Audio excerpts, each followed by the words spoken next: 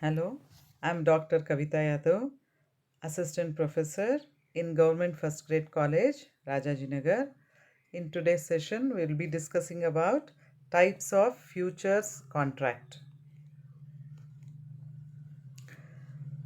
See, depending upon the type of underlying asset, the futures can be classified into the following types. As you all know, futures contract will be traded between two parties at a future specified date and at a future specified price. Okay, and futures contract is done through a standardized mechanism, or it's a standardized market which is exchanged through intermediary called as stock exchange. Okay, based on the underlying assets, the futures contract can be classified into the following types. First one is the commodity futures. See, these are the products that are written on actual physical products. Means these contracts are traded in various commodities like. So these few commodity futures are traded with regarding to various commodities.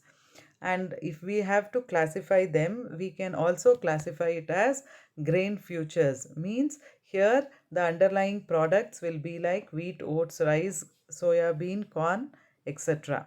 Then metal futures. Here the underlying assets would be um, metals like gold, silver, platinum, palladium, copper, etc.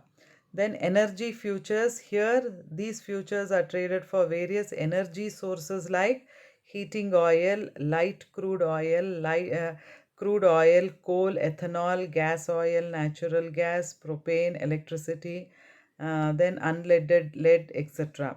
Then you've got soft futures. See, these includes cotton, cocoa, coffee, sugar, lumber, and orange juice futures, livestock futures, etc. Okay, so when these commodities are traded, we put it under commodity futures. Then you have got financial futures. See, financial futures means these futures have a non-physical financial product. In commodity market, all the products are physical in nature. Physical products are traded in commodity markets, uh, in commodity futures. Here in financial futures, these futures have a non-physical financial product as an underlying asset. The main types of financial futures are foreign exchange futures. Here, instead of commodities, you've got non physical financial products as underlying assets. So, first type is foreign exchange futures. See, these are commonly referred to as currency futures. These are traded globally in future exchanges spread across the globe, which ensures that the futures market remains open 24 hours a day and 7 days in a week. Unlike commodity futures, currency futures rarely involve in actual delivery of the underlying currency. Okay, hence it is possible for traders with relatively less funds also to trade in futures. This is one of the factors responsible for growing popularity of currency futures. Next, you've got interest rate futures. See, they are actually future contracts based on various interest paying bonds based on the rationale that bond prices are inversely related to interest rates.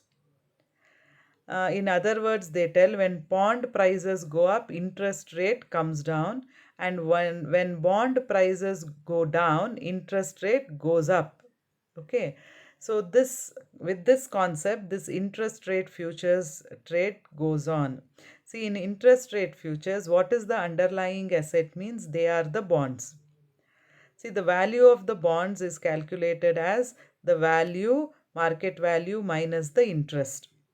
Here they believe that the bond price is inversely related to the interest rates.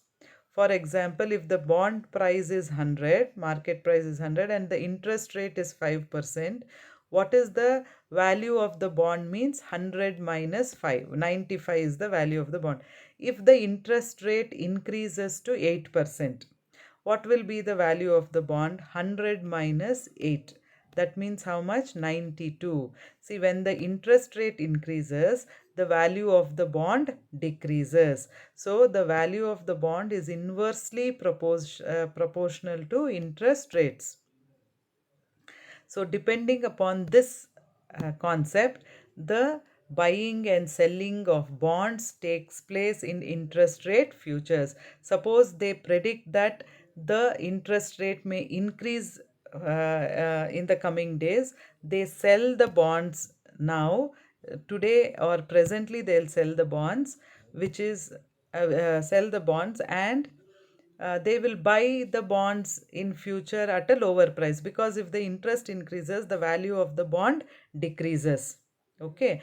The same example we can tell. I told you 90 100 if a person has got one bond and the interest rate is 5, so his value is 95.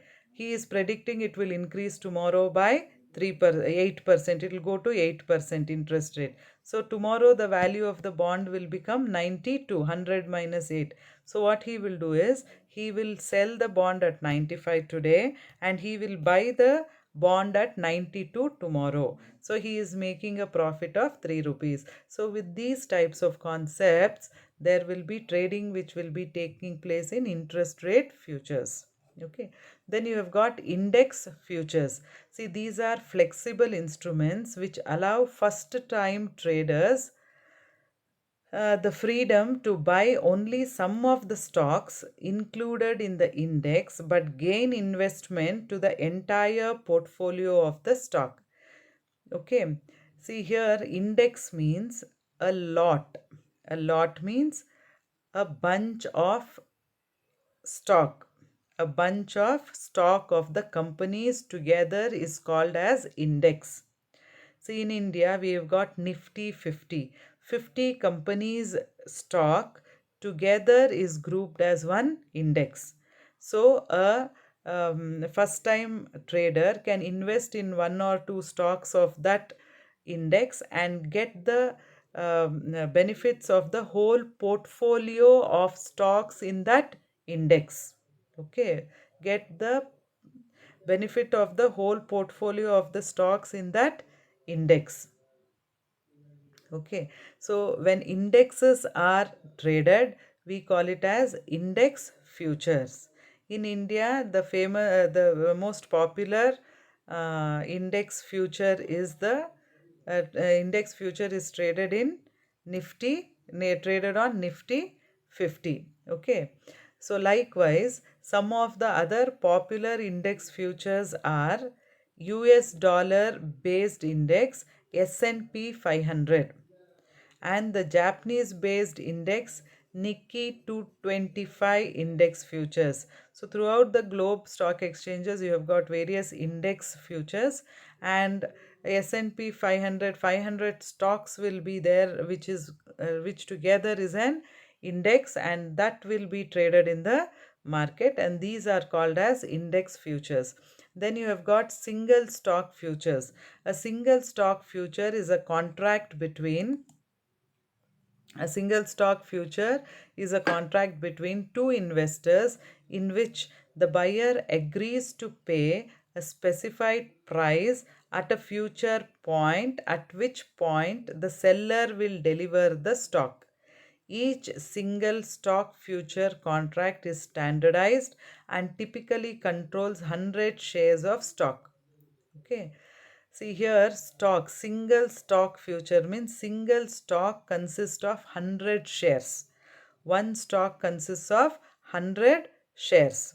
Okay. So when you go for stock, you are supposed to, stock trade, it is understood that you are buying and selling 100 shares of that stock. So when single stock, which are a bunch of shares of 100 traded in the form of futures in the derivative market, we call it as single stock futures. You can buy and sell single stock in this single stock futures, but Once you buy one single stock also, it is equivalent to 100 shares. Okay, so you can buy one stock, two stock, it depends upon your capability and your trading in the market. So these are the different types of financial futures. Okay, next, mechanism of future trading. See, the future trading mechanism consists of two parts: components of future trade, execution of future trade. First one is the components of future trade. In future trade, which are all the components here means future players. Okay. See, the futures trading, which represent a less than zero sum game, can be considered beneficial if it results in utility gains, we tell. And here, who are the future players? Who are the players who are there in future market? Means they are the hedgers, they are the speculators, and they are the arbitrage. See, hedgers means they are the ones who mitigate the risk. Okay, you can uh, um, you can counter the risk of increase and decrease of price by hedging your derivatives, hedging your financial instruments. Okay, you can minimize. Okay, if you think the prices of your shares may fall tomorrow, means you can hedge that at a price today, and you can see that fall of price will not affect your share today. Okay, so hedging helps you to mitigate the risk or minimize the risk of variations in the prices of the shares and stocks. Speculators means speculators will predict what might be the future, whether it will increase or whether it will decrease, and based on their speculation, trading takes place. Then you have got arbitrage. Arbitrage means selling the same product in two different markets at two different prices. Okay, by doing this also you can earn profits. So with these players in future markets called as hedgers, speculators, and arbitrage, futures futures derivative market runs. Okay, next you have got clearing houses. A clearing house is that which guarantees performance to all of the participants in the market and is made available in every organized future exchanges, we tell. What is a See, this clearing houses, where can you find? Means you can find in standardized markets. Standardized markets means in stock exchanges you can find clearing houses, and you see that they will give their services to all the parties concerned, to all the parties who are connected with trade. What does this clearing house do? Means a clearing house is an intermediary between the buyers and sellers of financial instruments. It is an agency for settling trading accounts, clearing the trades, collecting and maintaining margin money, regulating delivery, and reporting trading data. Okay, so all these services are given by clearing houses. Then you have got margin requirements. See, future margin is the amount of money that you must deposit and keep on hand with your broker or intermediary when you open a futures contract. Okay. See, whenever you are doing a future contract, you have to place a margin money.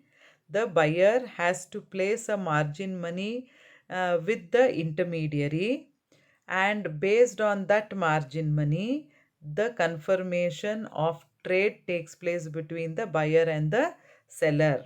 Okay. So, margin money is a requirement of future trade. It usually will be a percentage of the value of the product.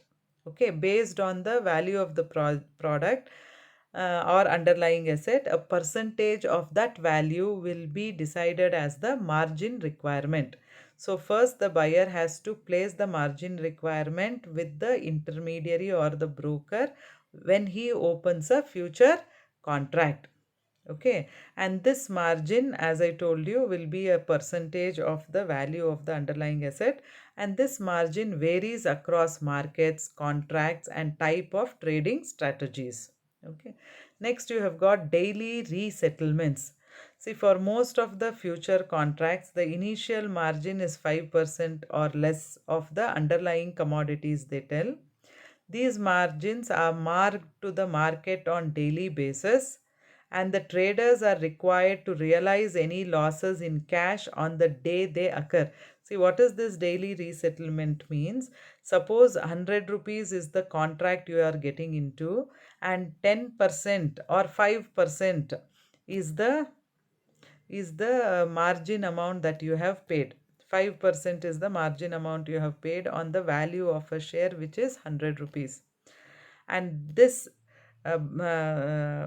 buying and selling takes place on 31st of Jan, and you are getting into contract on 1st of Jan. And the value of the share you have promised to buy is at 100 rupees, and for that you have given 5% margin.